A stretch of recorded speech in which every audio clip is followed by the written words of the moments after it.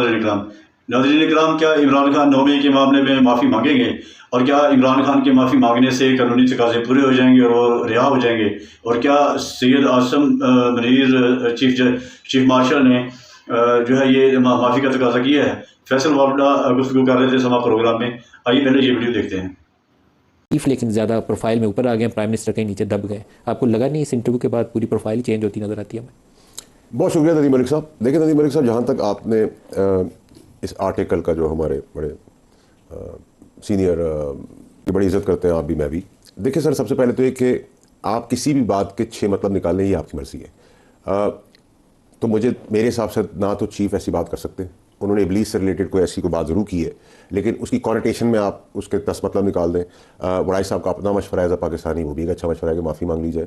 तो ये वड़ाई साहब की अपनी पर्सनल बात है। जहाँ तक चीफ की बात है तो 1 मिनट के लिए हम सोच लें, मैं आपको यही क्लियर करता हूँ, 1 मिनट के लिए हम सोच लेते हैं कि जी चीफ ने ये कहा है कि इमरान खान साहब इनडायरेक्टली माफ़ी मांग लें, और इसी मफरूज़े के तौर पर मैं कहता हूँ इमरान खान साहब माफ़ी मांग लें, तो आइन और कानून से कोई बड़ा है क्या?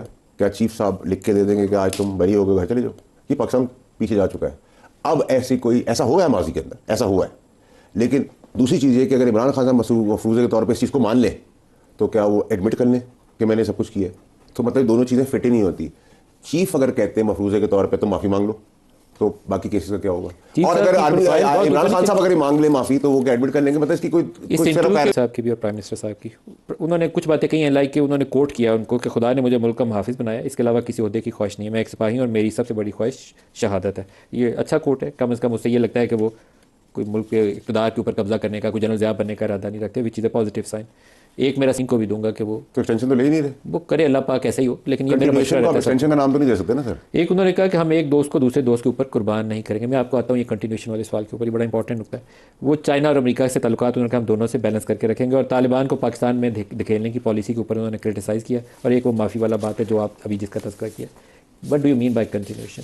देखिए सर, मैंने आपको ये तो आर्टिकल तो क्लियर कर दिया। दूसरी बात ये कि बैन कांग्रेस को फर्दर क्लैरिफाई कर दिया जाएगा, क्योंकि ये इंटरव्यू एक तो काबिल इज़्ज़त है साहब, उनका 1-on-1 इंटरव्यू नहीं हुआ है, नंबर 1। सर जो उनका वो हवाला है ना, वो शैतान वाला, वो आदम की तख्लीक और शैतान ने वो जो सजदे से इनकार कर दिया इसलिए शैतान बना, वो काफ़ी सिग्निफिकेंट है। साथ बैठे हैं वो, खैर अपनी बारी पे खुद जवाब दे लेंगे। लेकिन आप कंटिन्यूशन से क्या मरा? देखिए दूसरी चीज़ ये कि देखिए बैन अवी तौर पर तो चीफ ने अपनी जो काबिलियत है, चाहे वो जंग के मैदान में हो, चाहे वो इकनॉमिकल फ्रंट में हो, चाहे वो इस खत्ते के अमन की बात हो जिसमें ईरान वॉर इंक्लूसिव मेरी नज़र में अपना लोहा मनवा लिया। तो इंटरनेशनली तो he is been recognised as a team player, और अगर मुझे नाम मुनासिब डेमोक्रेटिक वर्ड मुनासिब नहीं लगता, लेकिन एज अ टीम लीडर या टीम हेड जो पाकिस्तान के ऊपर गोल पे गोल पाकिस्तान के लिए करते आ रहे हैं, कामयाबी लेके आ रहे हैं। पाकिस्तान को फतह दिया, उस पर तो सबकी इज्जत है, हम सबको इज्जत की वजह से और बल्कि बढ़ गई। एक तो मैं बड़ी क्लैरिटी से आपको कहना चाहता हूँ, कंटिन्यूशन से क्या मरा? मैं आ रहा हूँ सर उस पर, आपका एम्फेसिस मुझे पता है उसी के ऊपर है, मैं आ रहा हूँ। मैंने इसीलिए ट्वीट किया था, मुझे पता था इसमें लोगों को बहुत परेशानी, तो मैंने कहा बस ख़त्म कर दूँ बीच में।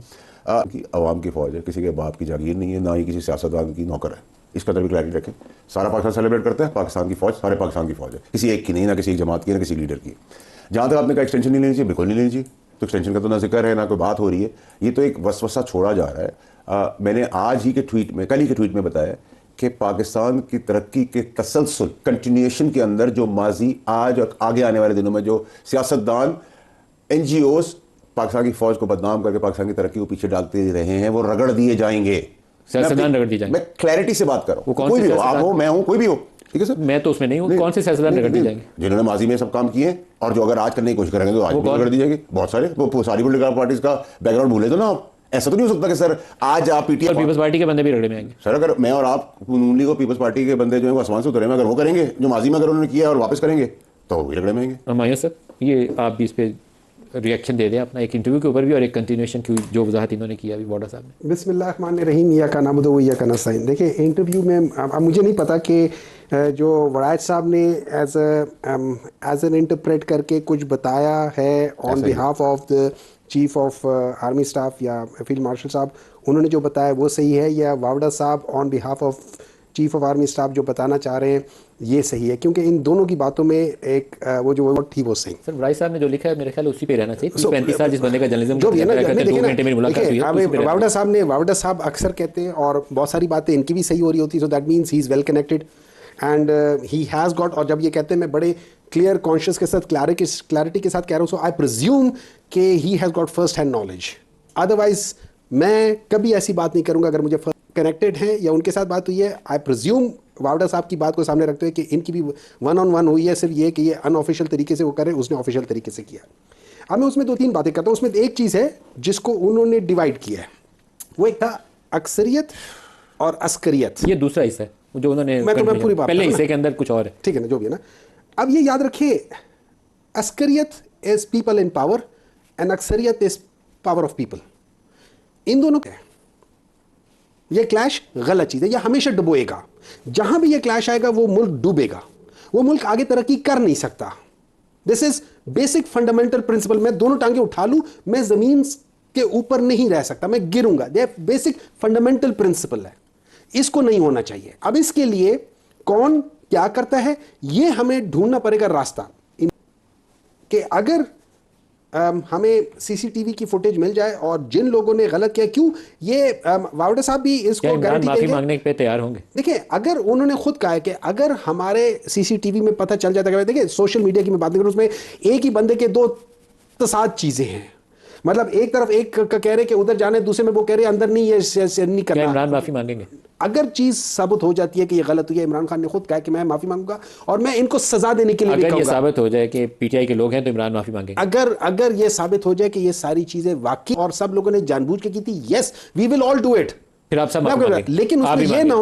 ना होना कि मैं और आप और वावड़ा साहब बैठे हुए हैं, इसके टेबल के नीचे एक बंदा छुपा हुआ और ना आपको वो तो नजर आए, ना क्लियरली मुझे नजर आए, ना ट्रांसपेरेंटली इनको हो नजर जाएगा आए ना। ना। वो तो किसी पुलिस वाले को मेज के नीचे नहीं छुपना उसके लिए, वो ट्रांसपेरेंटली। लेकिन ये साबित हो जाए तो फिर इमरान माफी मांगेंगे। Exactly. ये आपकी ये ऑफिशियल, उन्होंने खुद कहा हुआ है, मैंने नहीं कहा हुआ है। ठीक है, उन्होंने खुद कहा हुआ लेकिन है। ये इंपॉर्टेंट स्टेटमेंट है। आबिद शेर अली साहब, जो एक और हिस्सा जिसकी तरफ इशारा कर रहे हैं बॉर्डर साहब, वो कहते हैं कि रगड़े जाएंगे सारे लोग जो गलत काम करेंगे। उसमें नून लीग भी शामिल है, पीटीआई भी शामिल है, पीपल्स पार्टी भी शामिल है, कोई एक्सेप्शन नहीं है।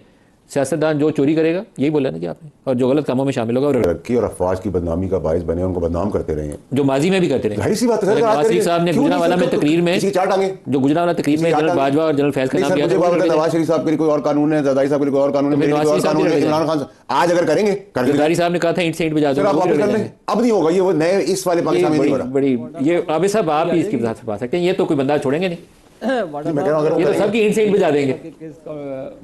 वाडा साहब, मुझे नहीं पता कि आप सर, आबिद साहब की आवाज़ नहीं आ बात कर रहे हैं। कौन है? मेरी आवाज़ आ रही है, अभी आएगी आपको आवाज़। तो खुल के आवाज़ भी आएगी, हम सुन भी लेंगे, जवाब भी दे देंगे, लेकिन आवाज़ आ नहीं रही। आबिद भाई, मेरे भाई, मुझे आपकी आवाज़ तो बड़ी प्यारी सी आ रही है, मेरी आवाज़ भी सुन रहे तो आपकी मेहरबानी है। अब आ गई सर, आ गई सर, स्पीकर प्रॉब्लम थी सर। हाँ, देखिए अब नाज़रीन इकराम, वीडियो आपने देखी है। आपने देखा कि फैसल वावड़ा का कहना था कि क्या इमरान खान के माफ़ी मांगने से कानूनी तकाज़े पूरे होंगे, और मेरा ख्याल है कि इमरान खान माफ़ी नहीं मांगेंगे और उनको ये सूट नहीं करती है। माफ़ी मांगने का मतलब है कि इमरान खान इस चीज़ को मानेंगे कि वो कसूरवार हैं। वीडियो आपने देखी, उम्मीद है वीडियो आपको पसंद आई होगी।